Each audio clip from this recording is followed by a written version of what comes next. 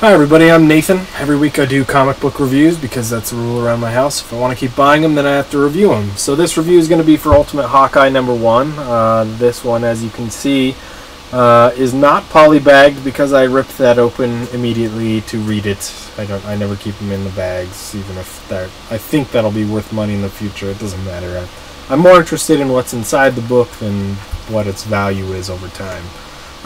And apparently, my comic book stores here in town did not know this, so I didn't even learn about it until I heard about it online. But there were a group of these inside the poly bags that were actually signed by Stan Lee, so that's pretty cool. Except for the fact that you'd have to open it to show that Stan Lee's signature is in there, and then it's not really, I don't know, it can't be substantiated. I don't know.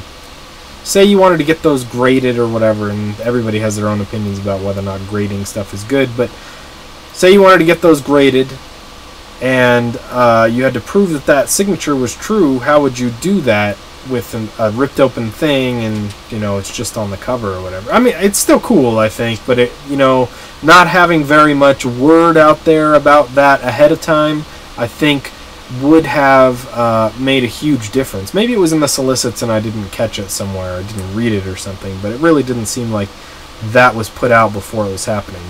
My comic book store personally just said, oh, I thought there was some kind of spoiler in there that was going to change, you know, that they were going to have on the news or whatever, just like the other ones before. So anyway, this is a book about the Hawkeye character from the Ultimate Universe, obviously. And if you read Ultimate Comics Ultimates #1 that just came out either the same week or the week before or something like that, probably a couple weeks before, Nick Fury actually calls up Hawkeye on the phone or the video phone or whatever, and they chat for a moment and he gives him some instructions. Well, that conversation takes place in this book also, which makes sense because it's written by the same guy, Jonathan Hickman.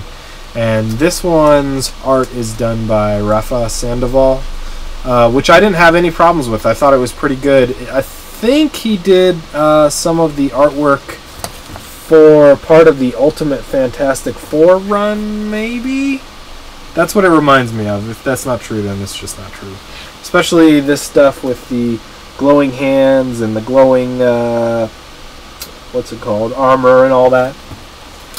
Anyway, I was looking for, in this book, something to make me want to specifically buy this book. And it came across a lot like it was exactly the same as the Ultimate Comics Ultimates book.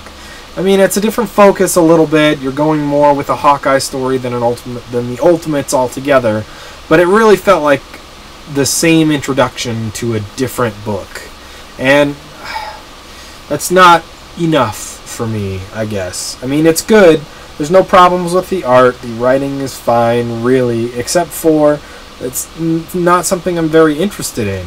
It's almost playing on the fact that this character, the Ultimate Hawkeye character, is something that somebody, or maybe a group of somebodies, already knows and really likes. There's a group of people out there who are Ultimate Hawkeye fans. Not regular Hawkeye, but Ultimate Hawkeye. And so they were really excited to have something like this come out where they could follow their specific character. For me, Ultimate Hawkeye is no different than any other Hawkeye, except for maybe a little bit of history stuff. But the character plays out the same way. He's just a guy that doesn't miss when he shoots stuff.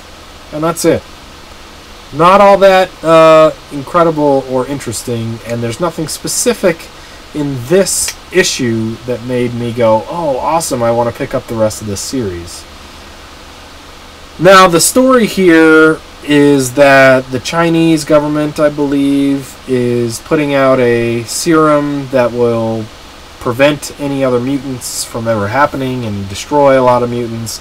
And at the same time, they're creating their own powered individuals, around 100,000 individuals, that they hope to be able to control. So it's their own super soldier serum kind of deal, and then Nick Fury sends Hawkeye to get that. It's an interesting kind of premise, but there's just not enough there that's different than the rest of the Ultimate books to really make me want to continue with this. I mean, I was hesitant to pick this up anyway, but since it was polybagged, I guess I gave it an edge. And plus, it's a number one of this whole line of universe number ones to try out. So I guess I tried it out. Overall, there's nothing really terrible about it, except for the fact that it's kind of repeated what was already in Ultimates. And if you like that interconnection and you really like Hawkeye, then maybe this is the exact book meant for you, and you're loving it. But for me, it was just an average book. It would take a lot in the second or third issues for me to continue on with this. So there you go.